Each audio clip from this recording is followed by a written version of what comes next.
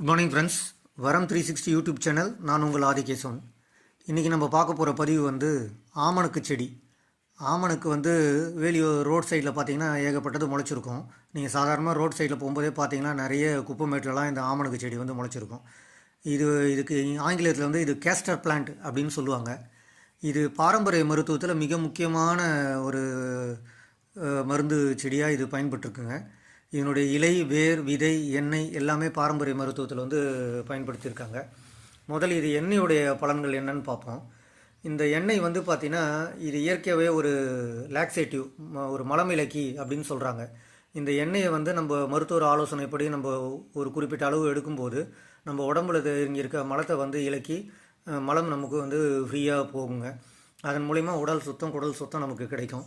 இந்த எண்ணெயை சூடாக்கி உடம்புல நம்ம தேய்ச்சோம்னா நம்ம உடம்புல எங்கே மூட்டு வலி, பாத வலி, முட்டி வலி, கீழ்வாதம், தசைப்பிடிப்பு இந்த மாதிரி இடத்துக்குலாம் இந்த எண்ணெயை சூடு பண்ணி தேய்க்கும்போது நல்ல நிவாரணம் கிடைக்குங்க. சரும நோய்கள் பார்த்திங்கன்னா உடம்புல ஏற்படுற புண், எரிச்சல், பிளவு இந்த மாதிரி விஷயங்களுக்கு இந்த எண்ணெய் சிறந்த ஒரு தீர்வாக இருக்குங்க. வாத நோய்களுக்கும் இந்த எண்ணெயை நம்ம சூடு பண்ணி தேய்க்கும்போது ஒரு நல்ல தீர்வு கொடுக்குங்க.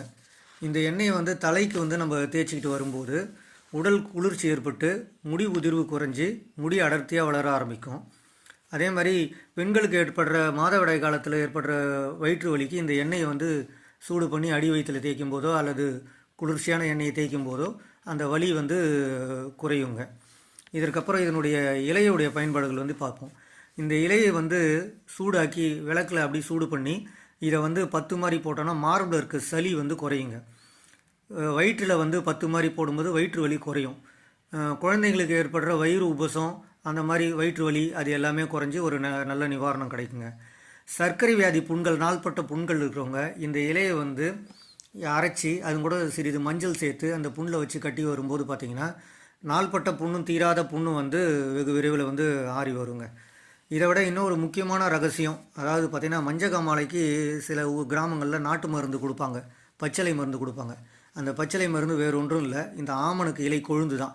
இந்த ஆமணக்கு இலை கொழுந்தை ஒரு 5-6 எடுத்து நல்ல தண்ணியில் அலசிட்டு அதை மிக்சியில் அரைச்சி ஒரு பெரிய நெல்லிக்காய் சைஸ் உருண்ட அளவுக்கு அதை மோரில் கலந்து காலை மாலை 2 வேளையும் ஒரு 7 நாட்கள் தொடர்ந்து இதை குடித்து வந்தோம்னா இது மஞ்சள் காமாலையை முற்றிலும் நீக்குங்க. அதுக்கான பத்திய முறைகள் நம்ம சரியான முறையில் கடைபிடிச்சு இருந்தோம்னா இது மஞ்சள் காமாலை முற்றிலும் நீங்குங்க.